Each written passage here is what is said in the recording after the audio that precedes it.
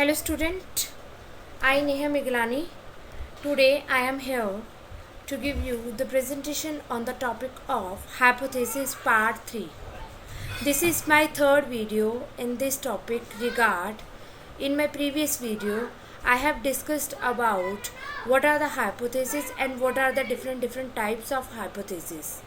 So let's start our video with next types of hypothesis.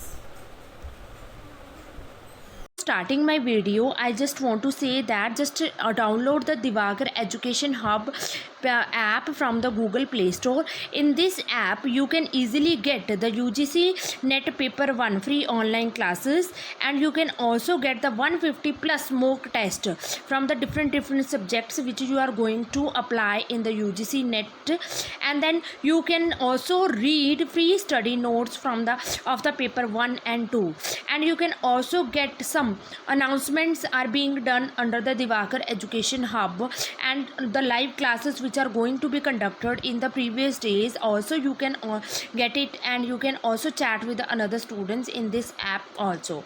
So please, I just recommend you that you have to upload or install Divakar Education Hub app from Google Play Store. So let's start. Firstly I am going to start with the meaning of hypothesis. As I have already told you in my previous videos that hypothesis means it is an intelligent guess or some predictions for giving directions to the researchers to answer the research question. Hypothesis क्या होते हैं? एक intelligent guess होता है और एक तरीके की प्रेडिक्शंस होती हैं जो कि एक रिसर्चर अपनी रिसर्च करने से पहले ही करता है, जिसमें एक रिसर्चर क्या करता है कि अपनी एक डायरेक्शंस को मेज़र करता है कि आंसर क्या आएगा आपकी स्टडी का. So hypothesis and hypothesis are defined as a formal statement of tentative expected predictions or explanation of the relationship between the two or more variables in a specified populations.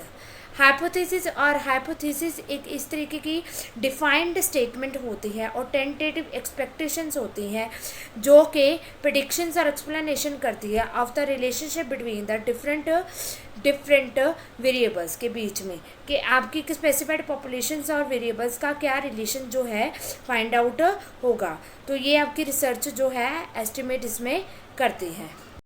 So there are various types of hypothesis there are simple hypothesis, complex hypothesis, empirical hypothesis, null hypothesis, alternate hypothesis, and logical hypothesis and statistical hypothesis.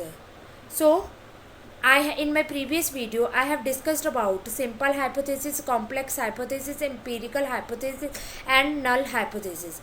In this video I am going to discuss what are alternative hypothesis, what are logical hypothesis and what are statistical hypothesis.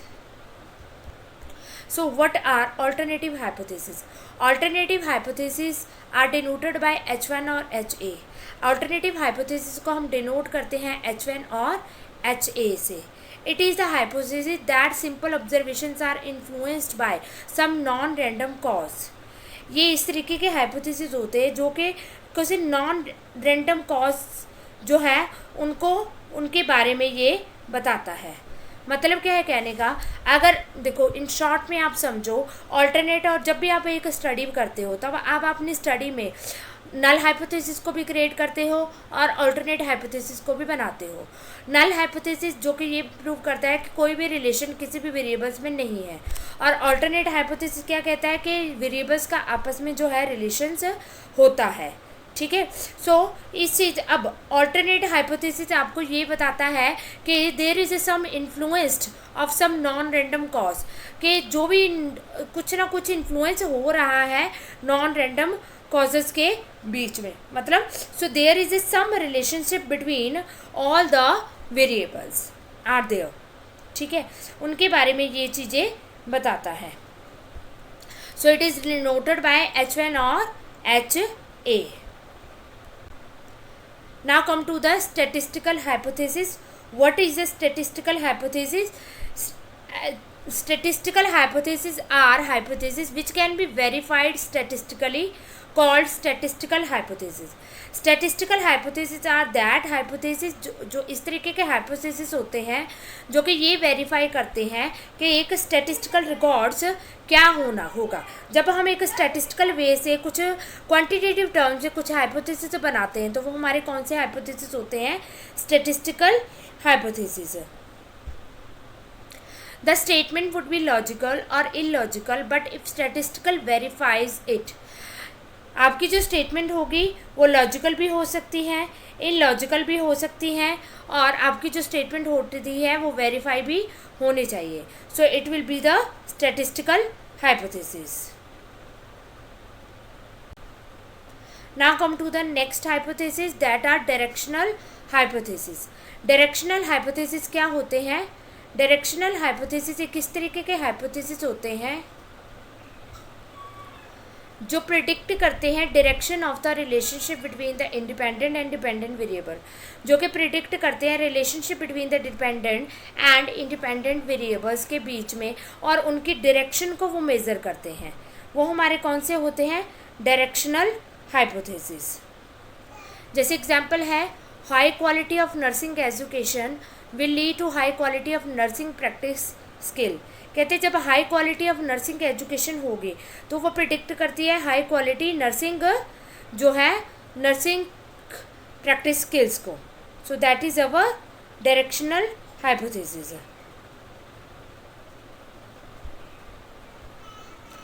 Girls ability of learning moral science is better than boys.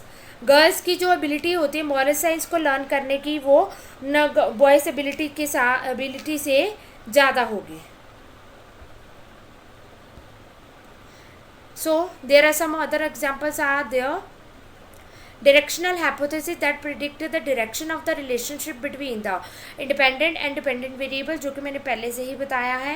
इसमें example वही है high quality of nursing education जो होती है high quality of nursing practices को बताता है. Come to the non directional hypothesis. Non directional hypothesis कौन से हाइपोथेसिस होते हैं? नॉन डायरेक्शनल हाइपोथेसिस एक इस तरीके के हाइपोथेसिस होते हैं जो कि प्रिडिक्ट करते हैं relationship between the independent variable and dependent variable, but it does not specify the direction of the relationship. But ये डायरेक्शन क्या आएगी रिलेशनशिप उसको स्पेसिफाई नहीं करता है. It also specify the relationship between the variables and independent variables and dependent variables. ठीक है, but ये कभी ये नहीं स्पेसिफाई करता है कि उनकी क्या डायरेक्शंस होती है. Example teacher student relationship influence teacher students learning. ठीक है, बट टीचर स्टूडेंट जो कहते हैं रिलेशनशिप होता है वो स्टूडेंट्स की लर्निंग को अफेक्ट इन्फ्लुएंस करता है.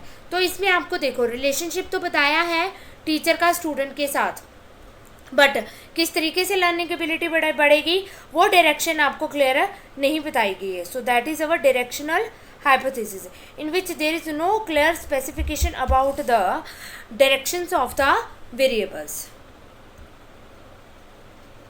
So there is no significant difference between the 9th class boys and the girls ability of learning moral value. आपका कोई भी significant difference नहीं आ रहा है 9th class boys का और उनके 9th class boys का उनके गर्ल्स की एबिलिटी की लर्निंग एबिलिटी के साथ.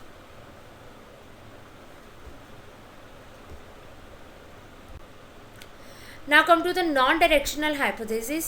Non-directional hypothesis that predict the relationship between the independent variable and dependent variables, not specific the direction of a relationship. I have already told you about this. Examples are teacher-student relationship influence student learning. Now come to the causal hypothesis. Causal hypothesis जो कि cause and effect relationship को बताता है. जब हमारी study experimental nature की होती है तब हम कॉजल जो है हाइपोथेसिस को लेते हैं. ठीक है, तो जो प्रिडिक्ट करता है कॉज एंड इफेक्ट रिलेशनशिप को, जो कि रिलेशनशिप बताता है बिटवीन द इंडिपेंडेंट वेरिएबल का और बिटवीन द इंडिपेंडेंट वेरिएबल के बीच का. So this hypothesis predict the affect of the independent variable on the dependent variable. ये हाइपोथेसिस इस तरीके के हाइपोथेसिस होते हैं जो कि ये प्रिडिक्ट करते हैं कि डिपेंडेंट वेरिएबल का अफेक्ट इंडिपेंडेंट वेरिएबल का अफेक्ट डिपेंडेंट वेरिएबल के ऊपर कितना रहता है.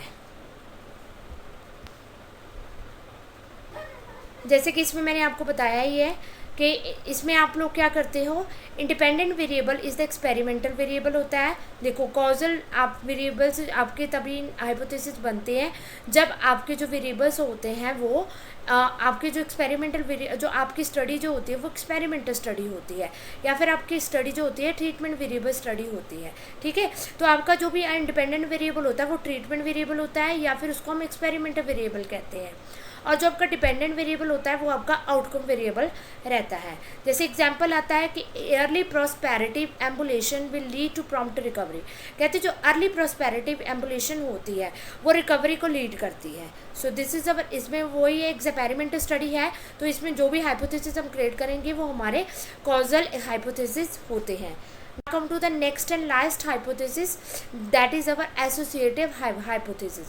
Associative hypothesis इस तरीके के प्रिडिक्ट्स करते हैं जो कि एसोसिएट रिलेशनशिप बताता है इंडिपेंडेंट वेरिएबल का डिपेंडेंट वेरिएबल के साथ. When there is a change in one of the one variable, change also occur in another variable. Associative hypothesis ये प्रिडिक्ट करता है जब आपके एक वेरिएबल में चेंज आता है तो आपका दूसरा वेरिएबल ऑटोमेटिकली चेंज कर जाता है. ठीक है, सो ये एसोसिएशन बताता है. एसोसिएशन मतलब लिंकेशन बताता है बिटवीन द टू वेरिएबल्स के बीच में. ठीक है, so when the change there is change occur in one variable then other variable is also change. ये चीज़ हमें ये एक्सप्लेन करती है. So this is all about my today topic. In this topic I have completed my hypothesis, types of hypothesis, and I hope you will all understand what are the hypothesis and what are the types of hypothesis.